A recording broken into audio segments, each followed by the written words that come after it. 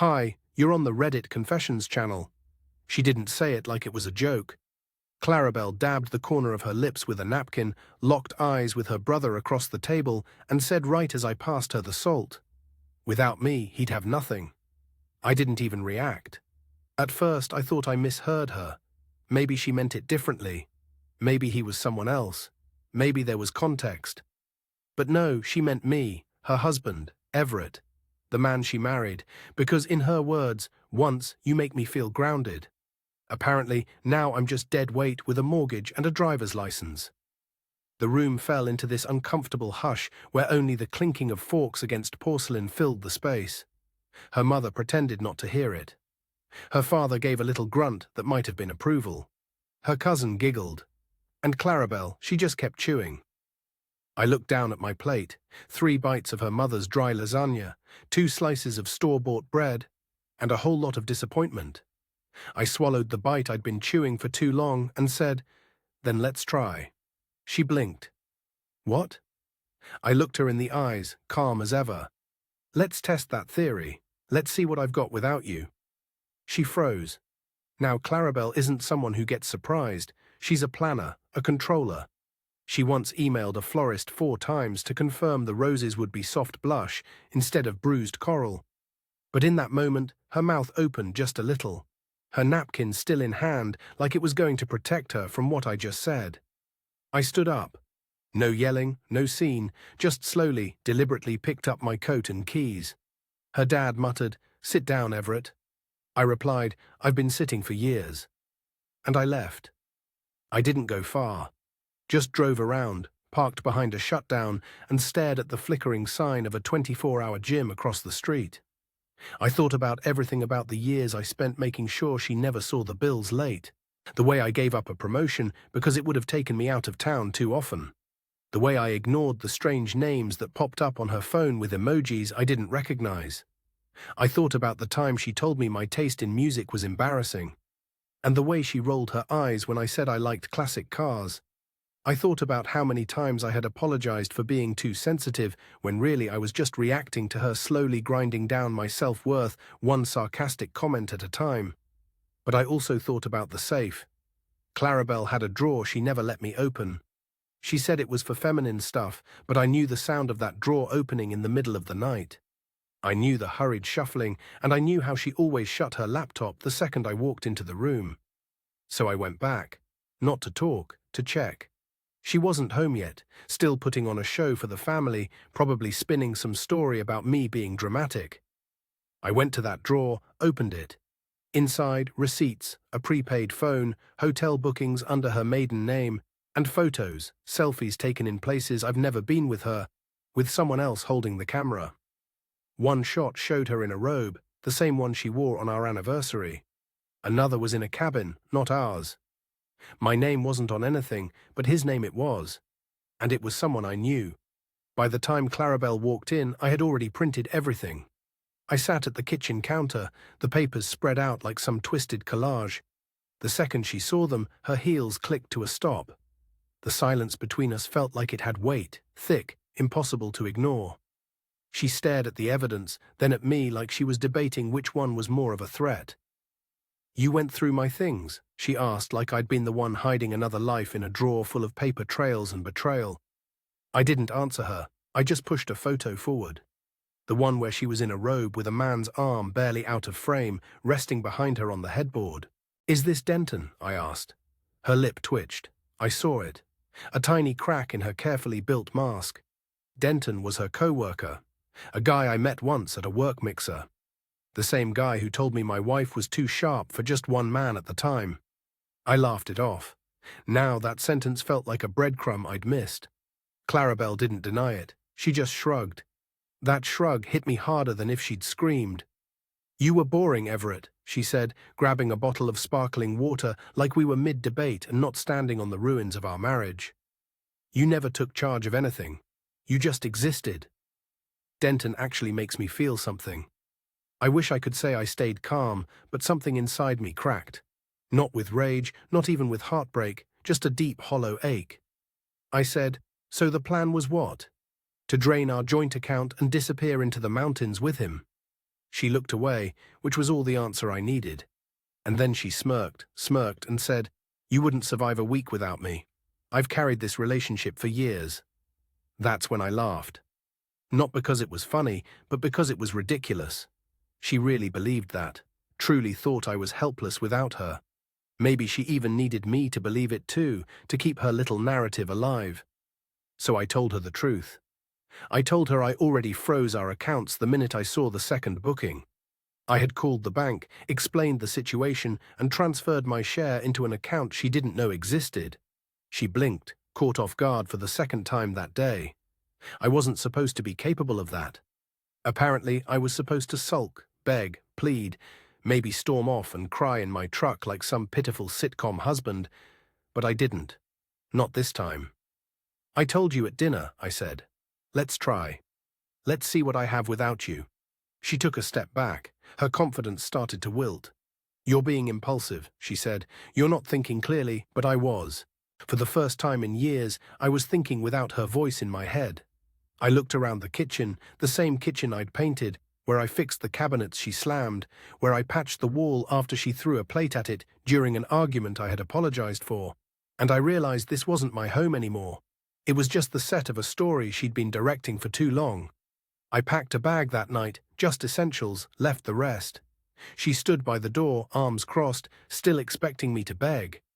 I didn't. I said, "Good luck with Denton." And I left. But as it turns out, Clarabelle wasn't the only one keeping secrets, and Denton, he wasn't just another man. He was something else entirely. And what I discovered next, that nearly broke me. I didn't go far that night, just 2 towns over to a motel that smelled like stale coffee and old carpet. But at least it was quiet. I couldn't sleep. I kept replaying Clarabelle's words, that damn smirk and the way she shrugged off our life like it was an old coat she didn't want anymore. But the worst part wasn't her betrayal. It was that deep-down voice whispering, "Maybe she's right. Maybe you are nothing without her." I couldn't let that voice win. The next morning, I went to work like nothing happened. I own a small renovation business, mostly kitchens and flooring. Clarabelle never paid attention to it. Thought it was cute that I used tools for a living. She liked telling people I fixed things like I was a glorified handyman. But that business paid for our house, our car, and ironically, her spa days and designer handbags. I never needed to flaunt it, but now I was glad I kept it all in my name. By noon, I was on autopilot. Demolition, measurements, talking with clients, pretending everything was fine. But in the back of my mind, I kept thinking about that drawer. Something hadn't sat right. It wasn't just the photos. It was the way she hid them. Like she wasn't just cheating, she was planning something. So when I got off work, I didn't go back to the motel. I drove back to the house, parked down the block, and waited. Her car wasn't there. Good. I let myself in, went straight to the drawer, and pulled everything out. I found what I'd missed the first time, a small black notebook tucked behind a stack of old bills. I opened it and felt my chest tighten. It wasn't a journal. It was a ledger. Dates, times, locations, and names. Not just Denton for other men, all listed with initials, meeting spots, even coded notes. G Hotel, lunch, expensive, good tipper.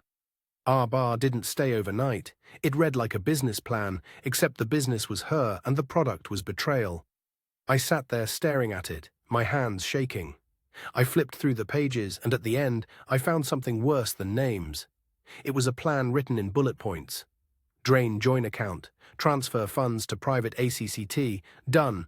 Move Everett to lease name only in progress. Use Dennon's lawyer for post-split papers. Push divorce after bonus hits. February. Keep house. He won't fight if I'm calm. She wasn't just leaving me. She was gutting me piece by piece, like I was nothing more than a minor obstacle between her and her new life. This wasn't emotional. It was strategic, cold, and apparently Denton was just one of many. A convenient pawn with a good jawline and a job title she could brag about. I wanted to scream, but I didn't. I took photos of every single page. I uploaded them to cloud storage. And then I did something I wasn't proud of. I logged into our home security system. Clarabelle never changed the password. She thought I was too simple to bother checking, but I'd installed the system myself. I knew there were cameras, not in private rooms, but one facing the front hallway and living room. I scanned the last 2 weeks, and there it was. Night after night, Clarabelle opening the door, greeting different men like it was normal, kissing them, walking them toward the hallway, sometimes laughing as she waved at the camera like she knew I'd never look. But one clip stood out. It was from 5 nights ago. Denton, he wasn't alone. Clarabelle opened the door and greeted him, and then another man stepped inside, older, bald, wearing a suit. I didn't recognize him, but he handed her something, an envelope, and she nodded. Denton kissed her cheek. The second man didn't even speak. They left together, all 3 of them. That envelope, I had no idea what was in it, but whatever it wasn't good. Something told me this wasn't just about cheating anymore. There was a bigger game being played, and I'd been the blindfolded fool sitting at the center of it. And that's when I realized Clarabelle wasn't just betraying me. She was using me, and I had no idea how deep it went. I stared at the paused security footage, trying to make sense of it. Denton I expected smug, handsome, and exactly Clarabelle's type once she got bored of playing the supportive wife. But the man in the suit, he didn't smile. He didn't even make eye contact with the camera. He handed her that envelope like it was a transaction. No handshake, no warmth, just business. The kind that people like me weren't supposed to understand. And then all 3 of them disappeared down the hallway. I couldn't stop wondering, who was he? A lawyer? A fixer? Something about him screamed quiet danger. The kind that doesn't need to raise its voice to ruin your life. I zoomed in on the footage, paused on a frame where the corner of the envelope was visible. There was a seal on it, not a stamp, a company logo, small, circular, faint. I didn't recognize it, but I snapped a picture on my phone. I had a gut feeling this had nothing to do with cheating anymore. I left the house before Clarabelle returned. I couldn't face her yet. I needed answers, not more of her gaslighting and smug half-smiles. I drove to the one person who might help, my old friend Micah, a tech consultant who once helped me install the security system Clarabelle never bothered to learn how to use. Micah was a conspiracy nut. Lived off energy drinks and online forums, but he was brilliant. I showed him the footage and the photo of the seal. He narrowed his eyes, leaned in and whispered, "You're into something heavy, man. That's not just some firm, that's a private arbitration company. High-end, discreet, used by people with something to hide, like affairs," I asked. "No," he said, shaking his head. "Like money laundering, asset transfers, pre-IVORS shielding. People use these services when they want to legally screw someone before they even know what's happening." I felt like the floor dropped beneath me. Clarabelle wasn't just cheating. She was preparing to annihilate me financially and emotionally while keeping her own hands clean. Micah started digging. Within an hour, he traced the seal to a company registered under 5 shell names, all connected to a trust in Delaware. One of the trustees, Gideon Denton. That's when the second wave hit me. Denton wasn't just Clarabelle's lover, he was her accomplice, possibly the architect behind everything. The fake tenderness, the vacations, the slow siphoning of funds. He'd probably seen guys like me at H100 times, the quiet husbands, the men who apologize too much, the ones who doubt themselves just enough to stay manageable. But he made a mistake. He underestimated just how dangerous a man like me can become when he's been quiet for too long. I didn't go back to the motel that night. I drove out to my office, locked the door, and sat at my desk with every printed document, every screenshot, every note I had. I laid it all out like puzzle pieces and stared at the edges. Somewhere in this web was the way out. Not just escape, justice. By morning, I had a plan, and Clarabelle had no idea what was coming. By the time the sun came up, I had more clarity than I'd felt in years. I wasn't going to scream, throw things, or play the heartbroken husband in some tragic melodrama. Clarabelle wanted to gut me clean and silent. Fine, I'd learn from the best, and I'd hit back where it would hurt most.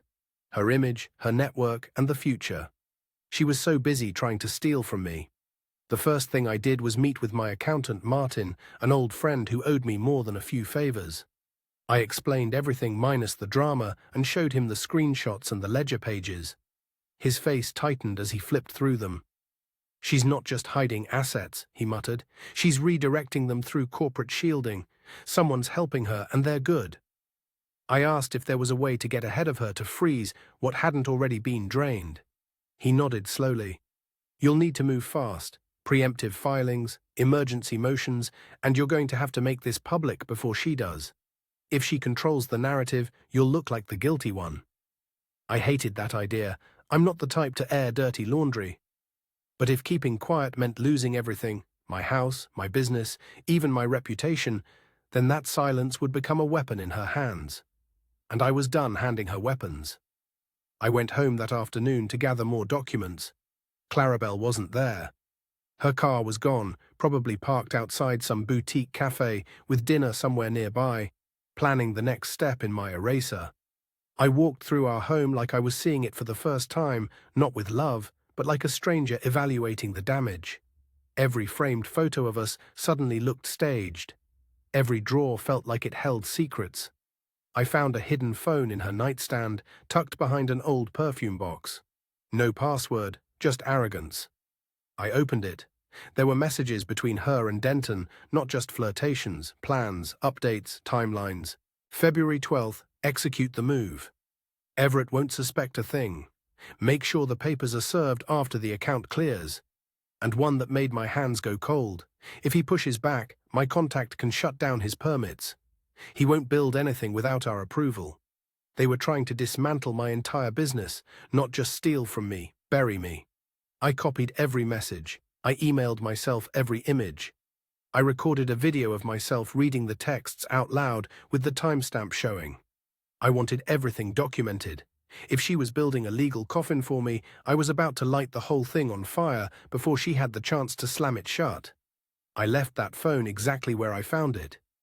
That night I contacted a journalist. Not a flashy TV anchor, but someone who worked deep in local investigative reporting. The kind that had taken down 2 city councilmen for shady land deals the year before. I told him I had a story. Marital betrayal, financial fraud, manipulation, corruption. He asked for proof. I sent a portion, just enough to get his attention. He called me back within 15 minutes. This goes deeper than you think, he said. Denton's name has come up before.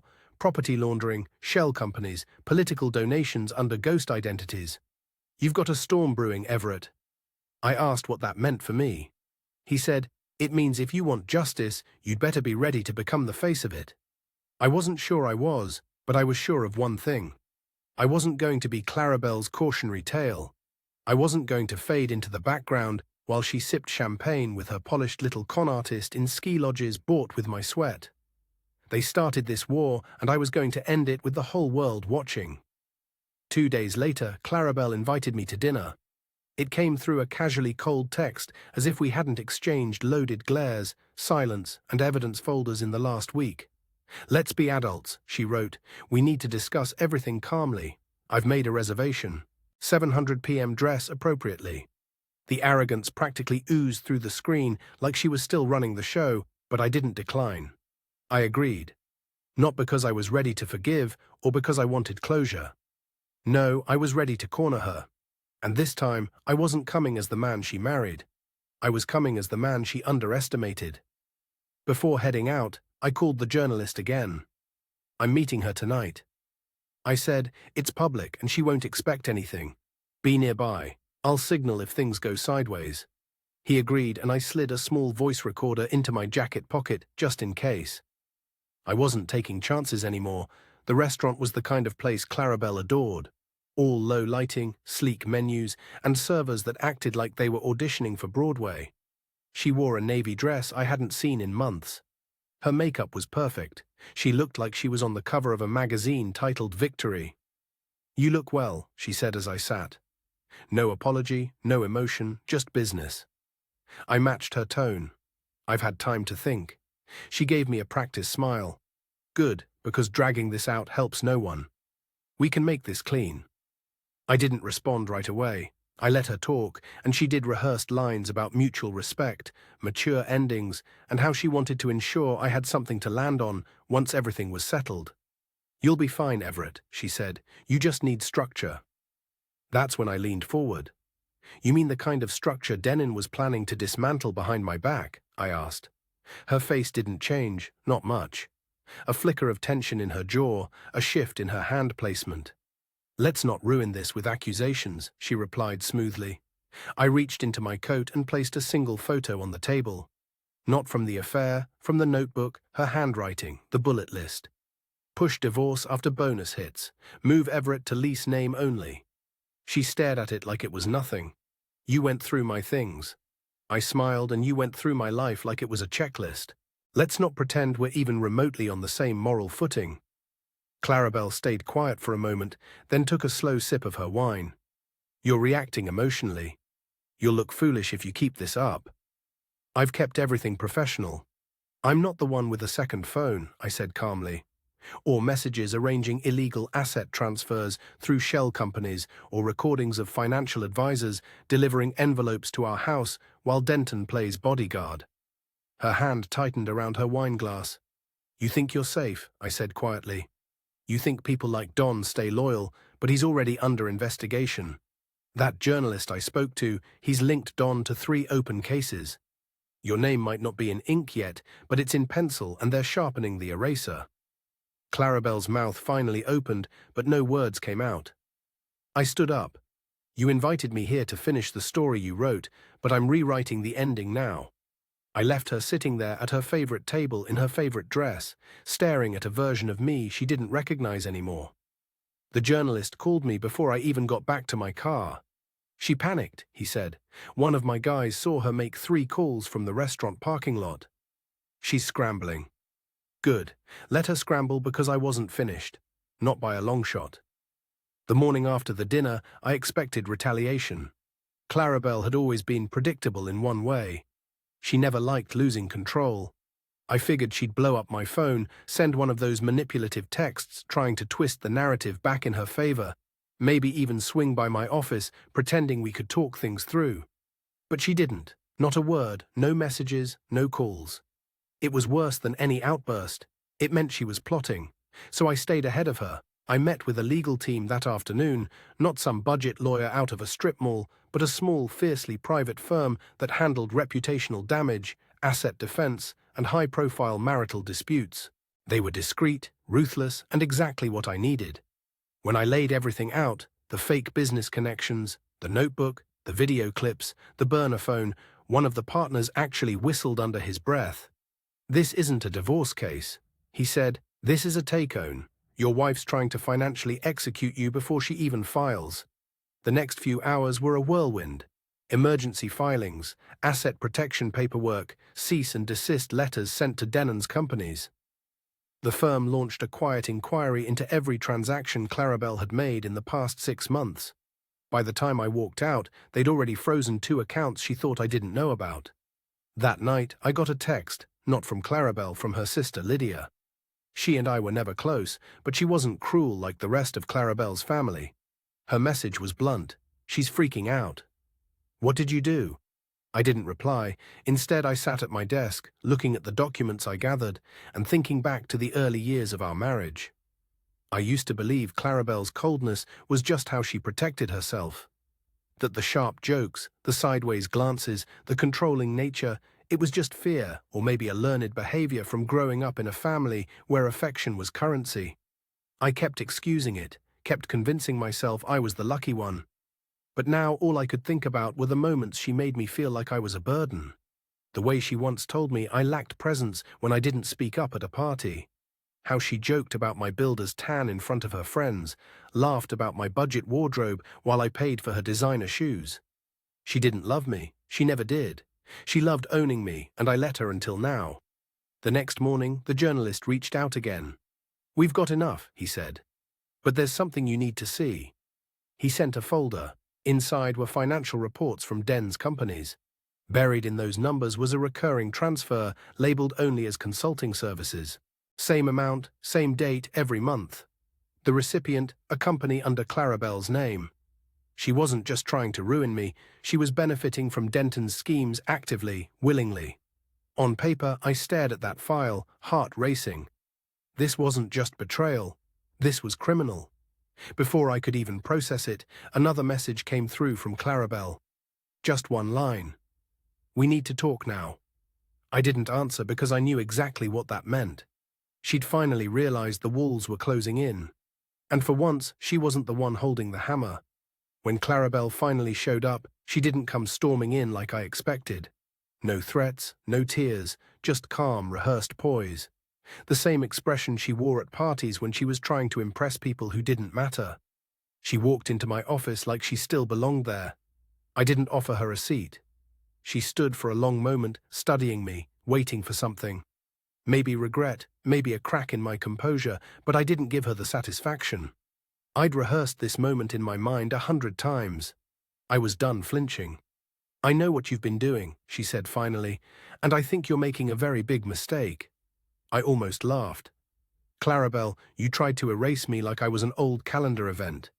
The mistake was thinking I'd stay quiet while you lit the match." She sighed and placed a folder on my desk. "Settlement terms," she said. "If we both agree, it all goes away quietly. No court, no mess." I didn't open it. Instead, I reached into my drawer and handed her a much thicker folder compiled by my legal team, backed by every piece of evidence, every financial detail, and every witness statement the journalist had helped gather. "Here's the truth," I said, signed, time-stamped, and going public in 48 hours. "Unless you agree to my terms." Her lips parted, but no words came out. I laid it out for her clearly and calmly. She'd walk away with nothing from the business. She'd return every cent she funneled into Denton's hands. She'd issue a statement of fault, not for me, not even for the media, but for the investigation that was already underway. And in exchange, I wouldn't press charges. I wouldn't publish the story, and I wouldn't ensure her name became synonymous with fraud in every corner of the internet.